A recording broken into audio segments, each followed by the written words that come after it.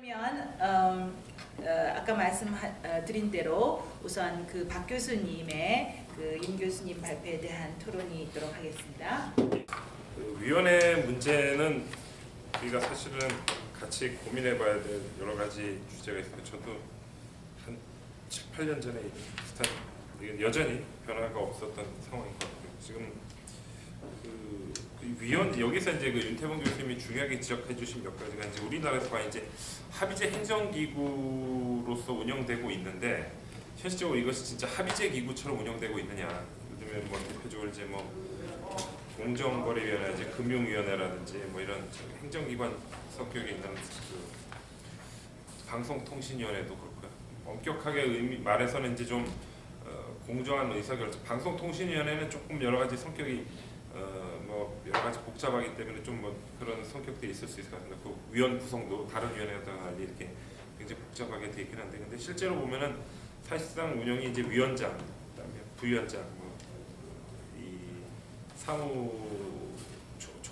사무총장이라고 불리기도 하고 그 총장 규모에 따라서 이런 그 층으로 이루어지는 어떤 상황에서 약간 그런 합의제적인 정신이 과연 조금 이루어지느냐, 합의제 기구로서의 어떤 성격이 필요하냐 그런 부분들이 좀 있는데 대표적으로 또 여기서 한 가지 좀 빠지는 게 혹시 그 부분 이제 우리나라에서 좀 독특한 또 중앙행정기관 중에 하나가 이제 감사원 조직이 좀 있지 않습니까? 이 감사원도 엄격히 말하면 이제 감사위원으로 구성되는 합의제 기구 성격이거든요. 이게 이제 뭐 감사원도 5인이니까 감사위원 규모가 이제 4인인가 5인인가 돼 있고 그래서 감사원도 이제 감사위원들의 어떤 합의를 통해서 최종적으로 어떤 감사 결과에 대한 의결을 하도록 돼 있고 한데 그래서 이 합의제 행정기구가 일단 명칭부터도 이게 그 감사원이라는 조직이 또 합의제 행정기구로서 존재하고 있고 대부분의 이제 그 합의제 기구들은 이제 다 위원회 형태로 이제 존재하고 있는데 그런 부분들이 일단은 그렇고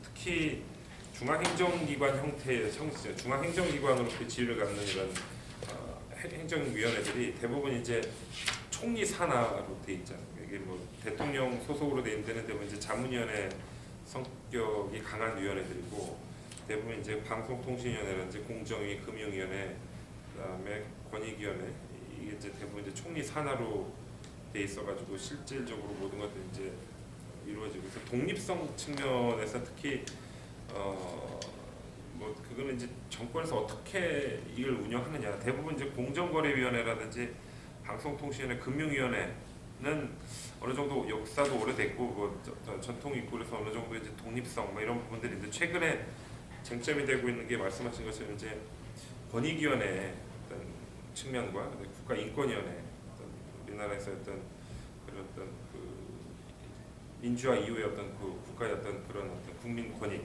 그런 권익 구제기관으로서의 어떤 권익위원회, 청렴위원회, 부패방 그다음에 고충처리위원회 따로 운영됐던 것들이 이제 통합이 돼 있습니다. 그리고 근데 또 국가인권위원회 같은 경우도 한 10여 년이 지났죠. 2000년 초가 98년 제가 그렇게 설립이 된 걸로 기억하는데 그동안 인권위원회가 그동안 많은 발전을 보다가 최근 몇 년 동안 이제 국가인권위원회 어떤 역할과 위상, 그다음에 여러 가지 이런 것들이 좀 많이 조금 그 국제 기준에 비춰봤을 때 조금 여러 가지 문제점이 있다, 한계가 있다라는 어떤 지적을 많이 받고 있습니다. 그래서 그런 부분들에 대해서 우리가 이 위원회의 어떤 독립성, 특히 중앙행정기관 성격을 갖고 있는 위원회들의 어떤 독립성 문제에 대해서는 특히나 어떤 그런 이 권익 구제이라든지 인권위라든지 이런 데 있어서는 더 신중한 어떤 접근이 필요한데 그런 부분들이 좀 최근 몇 년 동안에 좀 이런 부분이 좀 제약돼 왔다는 어떤 한계가 있을 것 같고 또 이제 보면 자문위원회 중에서 이제 행정위원회가 대부분 이제 또 다른 명칭으로 이제 보통 법정위원회 혹은 뭐 비법정위원회 이런 여러 가지 용어들이 많이 쓰이고 있는데 그 최근에 한 가지 예를 저도 한번 들었는데 문화재청 소속 위원회 중에서 이제 문화재위원회가 있는데 이 문화재위원회의 기능이 이제 조사 심의 기능이라고 되어 있습니다. 그래서 이게 행정법적으로라든지 심의의 어떤 법적인 효력이 의결을 포함하는 걸로 이제 판단이 되죠. 심의라는 거는 당연히 의결을 전제로 해서 심의를 하는 거니까 심의를 하는 것을 그냥 단순하게 자문을 한다는 의미는 아닐 것 같고, 심의에서 오기 전에 저도 과연 심의의 어떤 법적인 효력이 뭘까에 대해서 한번 법학 책들 한번 찾아봤는데, 대부분 보면 명확하게 어떤 그런 있는 건 아니지만 심의 기능은 분명히 의결 기능까지를 포괄하는 거다라는 어떤 해석이 되는데, 이 보면 이제 문화재청은 분명히 이제 독임제 기관이거든요. 문화재청은 독임제 기관인데 모든 의사결정에 있어서 상당 부분을 이제 문화재위원회의 결정에 기속이 되고 있다라고 이제 문화재청의 전 차장을 최근에 만날 일이 있어서 한번 말씀을 들어봤는데, 문화재청은 말하자면 문화재 관리라든지 어떤 모든 어떤 이런 것들을 독임제 기관으로서 의사결정을 하게 되는 어떤 기관임에도 불구하고 모든 어떤 문화재 관리라든지 뭐 보건이라든지 뭐 이런 것들에 대한 모든 의사결정을 다 문화재위원회의 의결에 대고 기속받고 있고, 그러다 보니까 독임제 기관으로서의 어떤 문화재청 입장에서는 독임제 기관으로서의 자기들이 제대로 어떤 의사결정을 중추적으로 역할을 하고 있느냐, 그래서 지금 문화재위원회와 문화재청 간의 어떤 역할 관계를 어떻게 규정할 것이냐에 대해서 굉장히 고민을 많이 한다, 그런 얘기를 또 하시더라고요. 그리고 문화재위원회가 파워가 있는 위원회인지는 알았는데 그 정도까지 문화재청의 모든 청장조차도 어떤 의사결정을 하기가 어렵다고, 문화재위원회 모든 결정이 대부분 기속되고 있어서 그런 말씀을 하신 기억이 나가지고, 그런 부분들이 좀 독임제 기관과 이런 예외적인 사례겠지만 대부분은 이제 윤태봉 교수님 말씀해 주신 것처럼 각 독임제 기관에 소속된 중앙행정기관에 소속된 어떤 그 위원회들 같은 경우에는 대부분 이제 어떤 약간 유명무실하게 운영되거나 좀 이렇게 윤태봉 교수님 개인적인 경험에 비춰서 이제 한 10가지 사례들을 말씀하신 내용을 보면은 실제로 자문위원회 내지 심의위원회조차도 좀 형식적으로 진행되는 경우가 많았다라는 경우를 말씀하시는데, 이제 문화재위원회 같은 또 예외적인 사례를 보면 또 오히려 또 소속 위원회임에도 불구하고 더 높은 또 권한을 행사하는 어떤 그런 경우가 있고, 그래서 이걸 보면은 결국은 이게 이 위원회를 어떻게 운영하느냐에 대한 어떤 신충식 교수님 발표하신 것처럼 어떤 의사결정, 그런 어떤 위원회를 어떻게 조직화하고 구성할 것이냐에 대한 의사결정에 대한 어떤 그런 마인드, 공적인 어떤 아까 절차적 절차적 접근이 아니라 어떤 용어를 쓰셨는데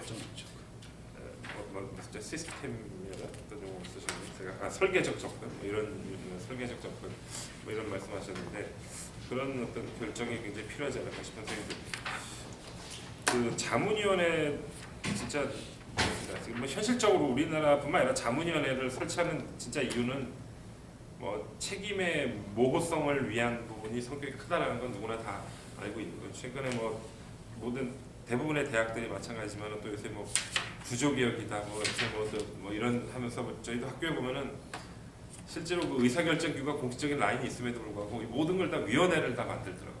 구조개혁위원회, 무슨 또 미래기획위원회, 위원회 한 3가지를 만들어 가지고서 실질적인 어떤 의사결정의 핵심 라인에 있는 어떤 처장, 총장, 부총장들의 어떤 곤란한 문제들 이제 위원회, 자문위원회 이제 어떤 그런 형식으로, 그래서 아마 중앙부처도 비슷하지 않을까. 이제 이런 자문위원회라든지 이런 어떤 용어상의 심의회라든지 협의회 여러 가지 용어상에 불구하고, 그런데 대부분 이제 자문위원회 운영이 조금은 형식적으로 근데 왜 그럴 수밖에 없느냐?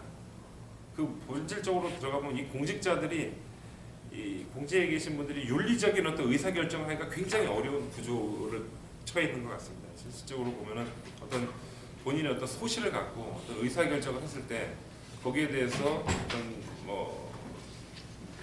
책임을 질 수 있는 부분은 지겠지만은 책임을 합리적으로 어떤 범위 내에서 책임을 질 수 있는 구조가 아니다 보니까 실질적으로 의사결정의 어떤 본질적인 어떤 의사결정하기도 어렵고, 또 거기에 대해서 책임 소재에 대한 어떤 어려움도 있고, 그러다 보니까 결국은 우리나라뿐만 아니라 공공기관, 공공조직의 어떤 특성상 책임의 어떤 모호화를 위해서 이런 자문위원회들을 자꾸 설치하게 되고 하는 거고, 그래서 원칙적으로는 자문위원회가 이렇게 유명무실하게 운영될 바에는 이걸 축소하자, 통폐합하자, 현실적으로 타당한 논리처럼 받아들여지지만은 문제는 그렇게 통폐합하자라는 취지가 현실에 그러면은 이 공공 조직의 어떤 공직자들이 정말 윤리적으로 혹은 뭐 자신의 어떤 소신껏 어떤 의사결정을 할 수 있는 어떤 그런 기반이라든지 체계가 만들어져 있다면은 그것이 어떤 굳이 자문위원회를 설치하지 않더라도 그렇게 막 의사결정할 수 있는데 현실이 그렇지 않은 상황에서 통폐합하자는 거는 현실적으로 통폐합이 잘 되기도 어렵고 또 정권 말기에 가면 또 다시금 다 늘어나게 되고 그런 부분이 있을 것 같습니다. 그래서 그런 문제들 다 같이 고민해서 좀 정리를 해주시면은 더 좋은 글이 되지 않을까 싶어서 좀 첨부 말씀을 드렸습니다. 예.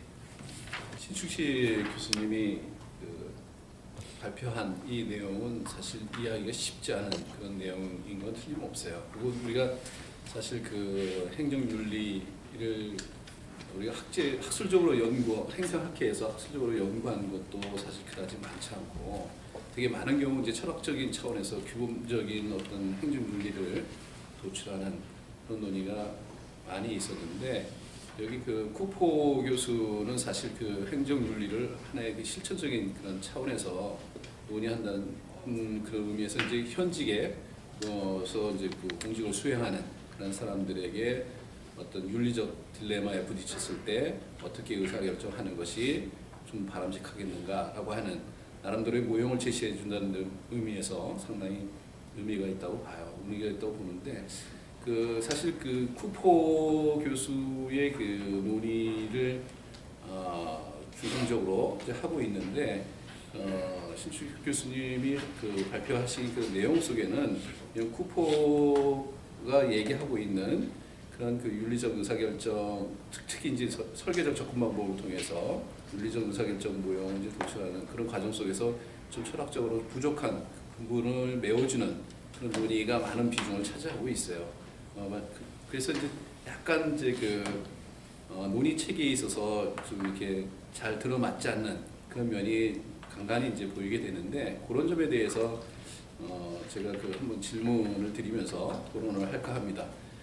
더구나 그 이 논문이 가지고 있는 그 의미는 사실 이게 과정적 그런 윤리이기 때문에 이게 그 어떤 그 소위 말하는 나라를 달리해서도 적용될 수 있는 그 보편성을 가지고 있다라고 저는 생각을 하고 있습니다. 그래서 그런 차원에서 이 논문이 좀 더 이게 체계적으로 전개되는 데 있어서 좀 보완했으면 하는 점을 말씀드리도록 하겠습니다. 저는 이제 이 논문을 보면서 느꼈던 것 중에 하나가 제일 두 번째 그 논의에서 예를 들면 공직윤리가 행정의 정치 이론이라고 이제 쿠포 교수도 얘기를 하고 있는데 이 논의가 좀 더 이제 분명해졌으면 좋겠다라고 하는 생각이 들었어요. 즉 말하자면 우리가 그 신행정학이 태동하던 그 시점에서는 사실 우리가 공공행정 부분이나 정책 우리가 과정 그런 부분에서 가치의 충돌이 활발하게 전개됐던 그런 시대적 배경을 가지고 있었어요. 그래서 그 당시에는 사실 우리가 어떤 의미로 보면 그 당시에도 우리가 행정윤리를 철학적인 그 차원에서 우리 들여다보면 소위 말하는 의무론적 어떤 윤리론과 그다음에 결과지향적 그 윤리론이 공히 존재하고 있던 그런 시절이었었는데 저는 이거 그러니까 행정의 그러니까 행정이 정치화가 갖고 있는 의미에 대해서 좀 생각을 해봐야 될 것이 뭐냐면 그 당시에 우리가 공직윤리라는 것이 있었다면 그 공직윤리의 어떤 철학적 정향에 대한 문제제기가 활발하게 전개됐던 그런 시기가 아니었었나 그런 생각이 듭니다. 더군다나 우리가 행정이 우리가 정치와 행정이 어떤 이론론으로 얘기됐던 그 시절에서 우리가 정치와 행정이 이론론으로 전환되는 그런 시점에서 사실 그 목표 설정과 관련된 특히 우리가 정책 결정 시에 목표 설정과 관련된 가치의 충돌이 활발하게 전개됐던 그 시점이었었기 때문에 사실 윤리적 딜레마가 이제 많이 발생했던 그런 시대적 배경을 갖고 있다고 저는 생각을 하고 있어요. 그래서 그 당시에 우리가 소위 말하는 그러니까 목적론적 윤리론이라고 볼 수 있는 우리가 소위 말하는 공리주의에 대한 도전이 한참 진행됐던 그런 시기가 아니었었나라고 하는 생각이 들고 그 위에 이제 정책학이 하나의 발전하게 되는데 그때 정책학 부분에서도 사실 윤리 문제가 그다지 심각하게 제기되지는 않았어요. 제기되지 않았는데 그 이후에 우리가 그 정책 결정과 관련된 그 가치의 충돌이 활발하게 전개되면서 정말서 정책 결정 시에 어떤 그 가치, 어떤 가치가 더 바람직하냐라고 하는 것을 두고 갈등이 이제 많이 벌어지게 되는데, 그때 이제 정책 결정자가 여러 가지 가치들 중에 어떤 가치를 반영하는 정책을 결정해야 될까라고 하는 것을 두고 갈등이 벌어지는 그런 그 관련된 그런 논문도 많이 있었던 거로 기억을 하고 있습니다. 그래서 이 논문에서 이런 행정의 정치 그 부분에, 그 행정의 정치와 관련된 그런 부분에 행정의 정치화로 인해서 야기되는 윤리적 딜레마가 어떤 성격을 가지고 있는지를 좀 더 분명하게 논의해줬으면 논의 전개가 훨씬 더 부드럽지 않겠는가라고 하는 생각이 들어요. 그래서 행정의 정치 이론을 공직윤리 맥락에서 공직윤리라고 하는 차원에서 재맥락하는 그런 작업이 좀 필요하지 않을까 싶은 생각이 들고, 그랬을 때 공직윤리의 새 정향이라고 하는 정말서 새 정향으로서 실천 이성을 논의하고 있는데, 이것이 이제 이런 그 소위 말 재맥락화한 그 맥락 속에서 이런 실천 이성을 논의해줬으면 이게 따로 노는 것 같지 않은 그런 느낌을 받았다라고 하는 생각이 들어요. 그다음에 그 공직윤리의 새 정향의 실천 이성과 관련된 그런 논의에 있어서도 쿠퍼 같은 경우에는 되게 이제 그 우리가 그 여기서 얘기하고 있는 실용적 차원하고 도덕적 차원의 어떤 실천 이성을 융합하는 것으로 이제 그 논의하고 있는데, 이 융합하는 과정에 대한 논의가 좀 더 있었으면 좋겠다라고 하는 생각이 들어요. 간단하게 그 논의해서 이게 앞서 얘기한 것과 그러니까 그 행정의 정치와 행정의 정치화와 실천 이성과 어떤 연관을 갖고 있는지가 분명하게 드러나지 않아요. 그래서 그걸 좀 같이 연결해서 좀 논의했으면 좋겠다 싶은 생각이 들고, 또 하나는 이제 그 윤리적 딜레마의 세 기원에 대해서 지금 말씀하셨는데, 저는 이게 쿠퍼 교수의 논의를 좀 더 그 체계화할 수 있는 그런 부분이 아니겠나 싶은 생각이 들어요. 특히나 여기 보면 탄생과 필멸의 대립이라든지 내부와 외부의 대립, 계층구조 상하의 대립, 이렇게 이제 윤리적 딜레마의 세 기원을 이렇게 추상하고 있는데, 이 추상화하는 그 어떤 논리적인 근거가 분명하게 나타나 있지 않아서 좀 아쉬운 감이 있어요. 예를 들어서 쿠퍼 교수 같은 경우에는 단순히 사람들의 어떤 이전 경험이라든지 특정한 인지 스타일 이런 데서 대두했던 갈등을 지각하고 경험하는 방식에서 이제 그 세 가지 윤리적 딜레마를 이제 구성하고 있거든요. 그래서 이 논문에서도 이런 그 탄생과 필멸의 대립은 이제 제가 생각할 때는 이 부분이 굉장히 이제 중요한데, 이 부분에 대한 얘기를 좀 더 좀 해줬으면 좋겠다 하는 생각이 들고, 그 다음에 또 우리나라에서 적용한 사례 같은 경우도 좀 이게 그 논의 전개 방식이 아마 이제 저하고 좀 달라서 이제 그런 생각이 드는데, 마치 이제 이렇게 그 딜레마의 어떤 그 세 가지 딜레마를 기술을 하고 이 세 가지 딜레마에 이제 맞는 그런 사례들을 찾은 것 같은 그런 느낌이 좀 들어요. 그래서 논의 전개 방식이 좀 이렇게 여러 가지 윤리적 딜레마가 있는 그런 상황을 보여주고, 거기에서 이제 이런 그 세 가지 딜레마의 기원을 추상하는 것이 훨씬 더 낫지 않겠나 싶은 생각이 좀 들고, 그 다음에 이제 그 윤리적 의사결정의 그 설계적 방법에서 이제 얘기를 하는데, 이게 이제 전체적으로 앞서 우리가 철학적으로 논의했던 그런 내용들과 이 부분이 잘 연결되지 않은 부분이 좀 있어요. 그 부분이 이제 왜냐하면 그 쿠퍼 교수는 사실 그 윤리적 딜레마를 실천적으로, 그러니까 공직자들이 실천적으로 해결하려면 어떻게 했으면 좋겠는가라고 하는 것을 설계 적극적으로 해서 이제 그 문제를 해결하고 있는데, 그래서 이제 그 공직자 어떤 그 개인의 초점을 맞춰서 윤리적 의사결정의 윤리적 의사결정의 어떤 모델을 이제 제시를 하고 있는데, 그런 것들이 앞서 얘기한 것과는 좀 잘 맞지 않는 그런 느낌이 좀 들어요. 그래서 하나하나 보면 다 의미가 있는 것인데, 전체적인 전체적인 어떤 논문 선상에서 놓고 보면 잘 연결이 되지 않는 그런 소위 말하면 따로따로 노는 곳에 대한 어떤 핀에 빠져 있는 것 같은 그런 느낌이 저한테 좀 들었어요. 그런 부분들이 좀 보완되면 논문이 훨씬 더 이렇게 나아지지 않을까라고 하는 생각이 듭니다. 예, 이런 토론 마치겠습니다. 네, 감사합니다. 그러면 이어서 그 플로어에서 그 오늘 발표한 또는 토론한 내용에 대해서 질문이 있으면 하겠습니다. 제가 네. 저는 그 인지과 신경 철학 이런 걸 공부하는 사람이라 우선 오늘 발표 우선 상당히 많이 배우고 옵니다. 상당히 관심도 새롭게 가지게 됩니다. 우선 그 아주 사소한 거 하나 말씀드리면 앰비기어티를 한국에서 요즘에 보통 철학에서는 그냥 모호성이라고 번역하지 않고 애매성이라고 번역합니다. 모호성이라는 건 베이그네스, 한계가 불분명한 걸 모호성이라고 번역하고 앰비기어티는 이거냐 저거냐 두 가지 이상의 의미를 쓰일 때 그다음에 이제 그건 뭐 사소한 얘기고요. 그 이성, 실천적 이성적이라는 부분, 우리 의사결정과 관련해서 이렇게 볼 때 현대 그 신경과학 이런 쪽의 이야기를 좀 보면 우리의 의사결정이 상당히 감성적으로 된다는 얘기가 상당히 많거든요. 그래서 그런 부분을 고려하지 않는다고 상당히 성토하는 사람이 제가 볼 땐 에드워드 윌슨의 그 컨실리언스라는 책에서 상당히 말하는 것 같고요. 경제학을 비판하지만 아마 여기도 상당히 데시리 메이킹과 관련해서 상당히 많이 고려가 될 것 같고요. 그런 면에서 이제는 현대적인 이런 새롭게 발전되는 얘기도 좀 이렇게 끌어들일 수 있는 방법으로 제가 이제 저는 그냥 던지기만 하겠습니다. 그래서 감성적인 부분도 상당히 고려할 부분이 있는 것 같고요.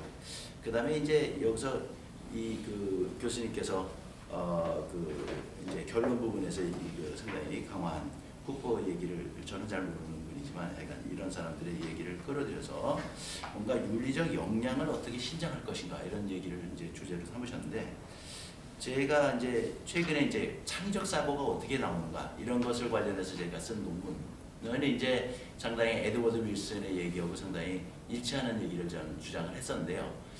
사실상 이 역량이라는 게 우리가 공부한 배경에 얹혀서 신경망에 의해서 계산 처리가 돼서 판단이 된다고 생각해 본다면 그 배경 이론을 많이 가지고 있어야 그 배경 이론을 얹어서 어떤 행동이 나오게 되니까 사실상 다양한 분야에 대한 다양한 그 지식 이런 것들이 상당히 쌓이는 게 중요하고 그 다음에 또 하나는 새롭게 뭔가 새로운 생각으로 그 신장 뭔가 새로운 생각으로 뭔가 도약을 하거나 점핑을 하거나 그러기 위해서는 뭔가 이제 철학적 반성 자기가 갖고 있는 기초 개념에 대해서 한번 물어보는 소위 이제 옛날에 소크라테스가 물었던 것처럼 정의로운 사회를 위해서 내가 일할 사람이니까 나한테 표를 주세요. 그럴 때 정의로움이 뭔데요? 알고는 있습니까? 이런 질문을 던지는 것처럼 철학적 질문을 던지는 이게 어떻게 보면 공직윤리에서 상당히 중요한 게 공직자뿐만 아니라 어떻게 보면 대한민국에 상당히 결여되어 있는 게 철학적 결여죠.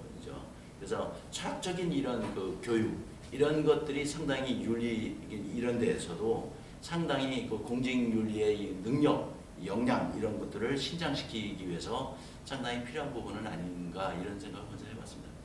네. 자, 그러면 답변은 나중에 또 기회를 드리기로 하고 또 플로에서 질문 주세요.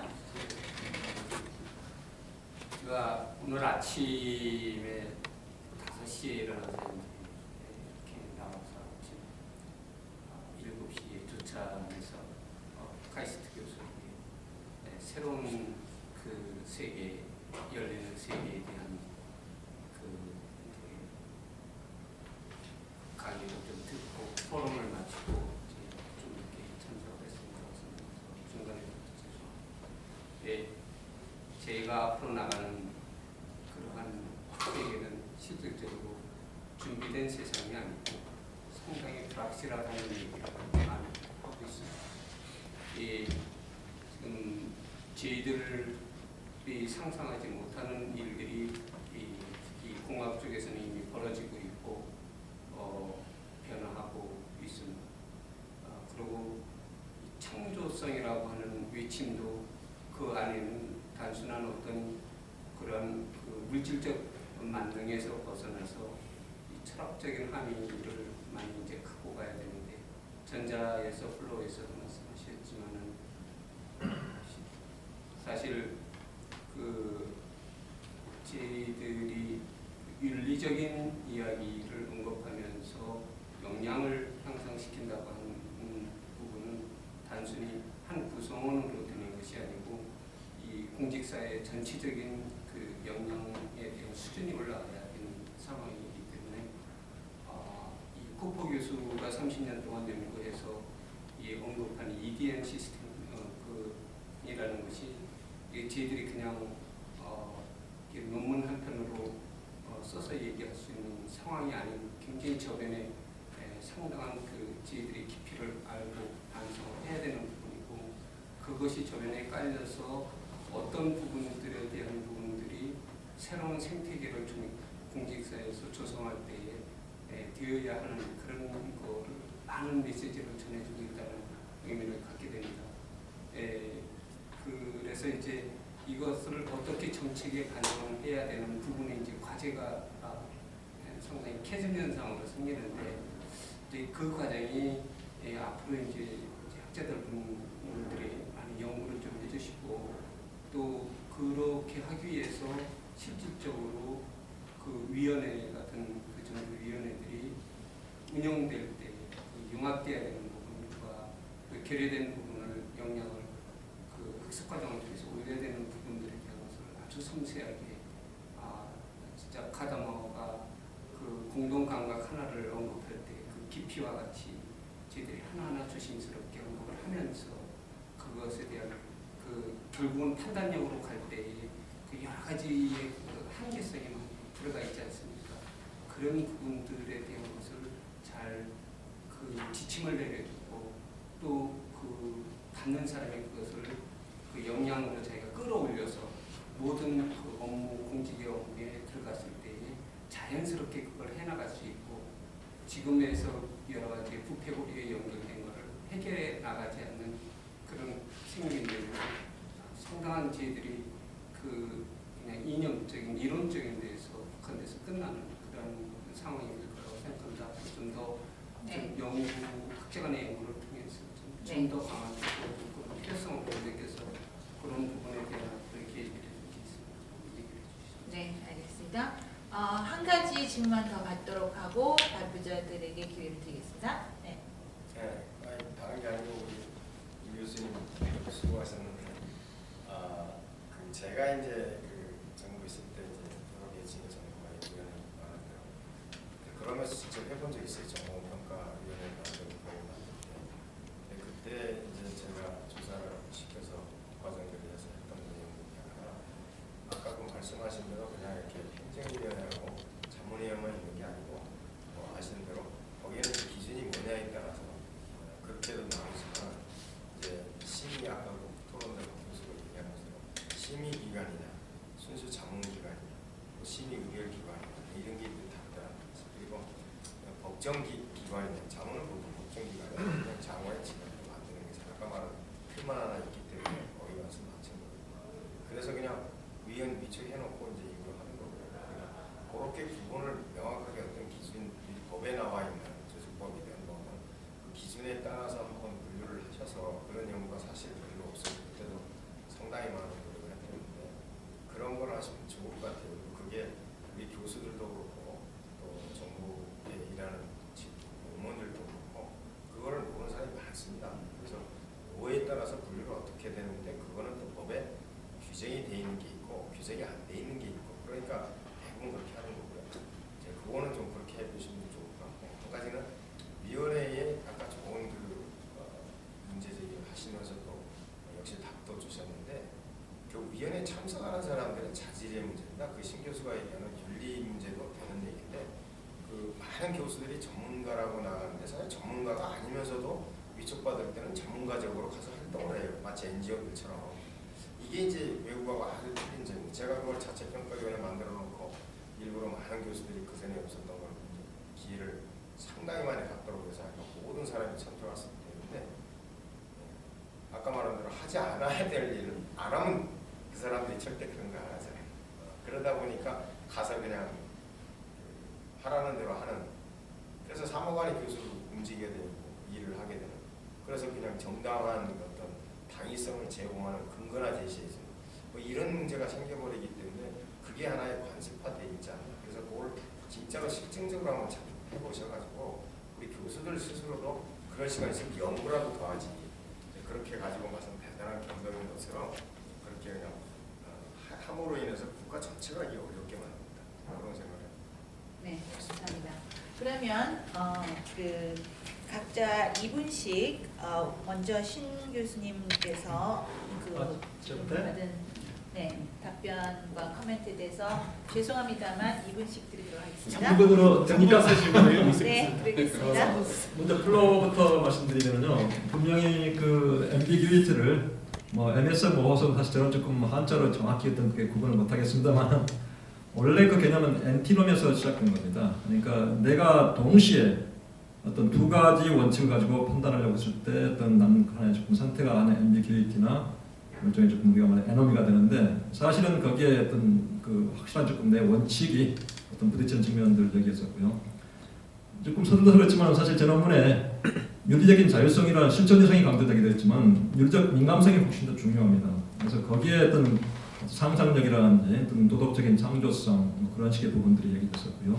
그 다음에 어떤 비유적인 논의도 많이 있다고 해서 실제로 조금 교수님 말씀하시는 그 어떤 감수성 부분이라든지 또 그에서 사실 그 신경내과학과 되는 겁니다. 남마저 같은 사람들이 우리가 조금 얘기 들을 수 있는 부분들이기 때문에 그래서 쿠퍼 교수 얘기는 이게 어떤 자기가 어떤 윤리 원칙을 가지고서 어떤 책을 쓴 게 아니라 철저하게 어떤 공직자들 현장에 계신 분들의 어떤 윤리적인 딜레마를 근거로 해서 한 수천 건을 받아 보니까 가장 많이 나오는 것이 윤리적인 맥락이라든지 어떤 조직의 구조더라. 그래서 그런 식의 부분들을 우리가 어떤 식으로 어떤 그 윤리적인 상황까지 끌어올 것인가 하면서 디자인 어프로치라는 부분도 위트백이라는 공학에서 나온 한쪽의 아이디어입니다. 근데 그야말로 또 공직에서 그만큼 더 좀 매력적인 하나의 어떤 부분이었었고 사실 쿠퍼 교수 전혀 언급하지 않습니다만 저는 좀 칸트 얘기를 끌어와서 이게 어떤 이성의 사용 방식에서 누구나 어떤 그 공공 서비스 하면서 이성의 사용은 기본적인 문제 아니겠습니까? 그래서 그 과정 속에서 실제로 이성의 한계도 우리가 알고 또 이성의 어떤 가능성을 충분히 받아들이면서 거기에 어떤 내가 정말로 어떤 맨 처음에 어떤 딜레마 상황에서 같은 그 어떤 감정적인 어떤 그 변화 어떤 그런 식의 부분들 꾸준히 조금 제가 이제 그 끌어가면서 어떤 의사 결정을 하는 부분이 나름대로 가장 바람직하지 않을까 하는 식의 어떤 기술적인 측면에서 어떤 의사 결정을 보여준다는 부분이 앞으로 조금 실제로 어떤 그 윤리계에서 조금 더 우리가 조금 주목해야 할 대목이 아닌가 싶습니다. 그 다음에 김 박사님 논의는 뭐 조금 이 얘기에 대한 조금 더 충분한 어떤 의미를 이제 부각시키는 말씀이었다고 생각이 되고요. 신 교수님 코멘트는 제가 할 얘기가 많은데요.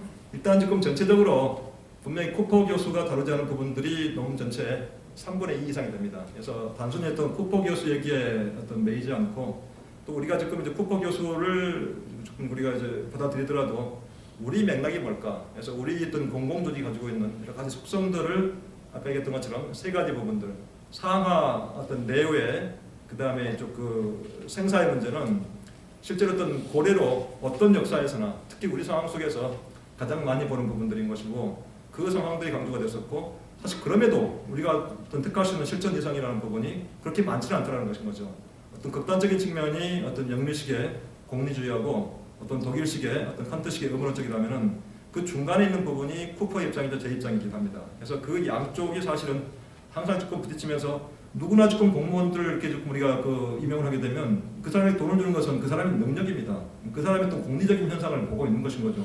내가 일할 수 있는 사람이 되는 것인지 그걸 평가해서 돈을 줬던 것인 거고 그 어떤 자기가 공리적인 일을 하면서 정말 내가 어떤 그 내 양심에 저촉이 없는 어떤 그런 식의 결정이라든지 어떤 집행을 해놓은 것인가 뭐 그 부분들이 강조될 것인 거고 그 다음에 좀 정치적인 성격이 강하다고 했던 부분들은 이게 어떤 식으로나 사실 윤리 속에 정치가 없는 게 아닙니다. 그래서 그 정치가 사실 대단히 복잡하게 이루어지고 있는 것인 거죠. 어떤 그 행정가가 단순히 집행만 하는 게 아니라 교육적인 의무도 있는 것인 거고 또 여러 가지 이제 어떤 대의적인 측면이 있지 않습니까? 시민을 대표할 수 있다는 부분들은 벌써 거기에 대단히 조금 복잡한 정치적인 윤리적인 집행이 들어와 있는 것인 거죠. 그래서 신 교수님 지적한 부분들은 아주 귀하게 받겠습니다만 전체적으로 조금 대단히 어떤 맥락이라든지 어떤 일관성을 가지고서 쓴 페이퍼라는 점을 밝힙니다. 감사합니다.